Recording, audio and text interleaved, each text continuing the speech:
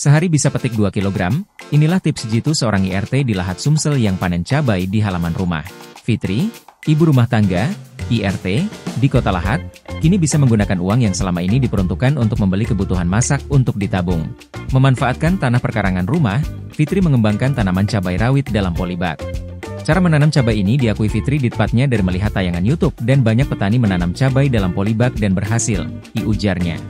Fitri pun kemudian tergerak terlebih ia memiliki areal perkarangan rumah yang cukup luas.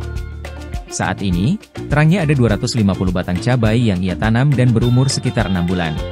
Menurutnya dari ratusan batang cabai yang ia tanam sehari bisa menghasilkan rata-rata 1 hingga 2 kg. Ya, karena dekat rumah panen dilakukan hampir setiap hari. Apalagi ratusan batang cabai masa panennya tidak bersamaan, ujarnya. Menurutnya, hasil panen sendiri ia jual ke penjual-penjual sayur. Untuk harga sendiri, tidak menentu disesuaikan dengan harga pasar. Namun saat ini harga jual cabai rawit di Lahat Rp50.000 per kilo. Ya awalnya terlihat sedikit hasilnya.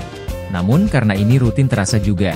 Bahkan hasil dari berjualan cabai bisa menutupi kebutuhan dapur dan uang dapur yang selama ini digunakan bisa untuk ditabung dan digunakan untuk kebutuhan lainnya. Dikatakan Fitri, ia pun berencana akan terus menambah tanaman cabai miliknya apalagi saat ini akan memasuki musim hujan. Di sisi lain, keunggulan menanam cabai rawit selain menghasilkan pemeliharaannya cukup mudah. Di samping itu, tanaman cabai rawit terbilang mampu bertahan dengan kondisi cuaca yang panas. Sebenarnya tidak sulit untuk menanam cabai rawit dengan polybag.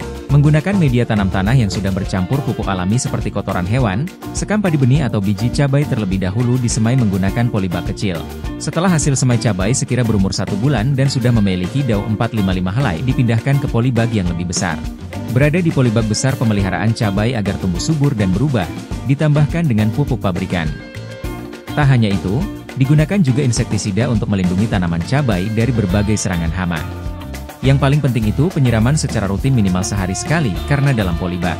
Alhamdulillah sejauh ini tanaman cabai sangat membantu untuk mencukupi kebutuhan sehari-hari.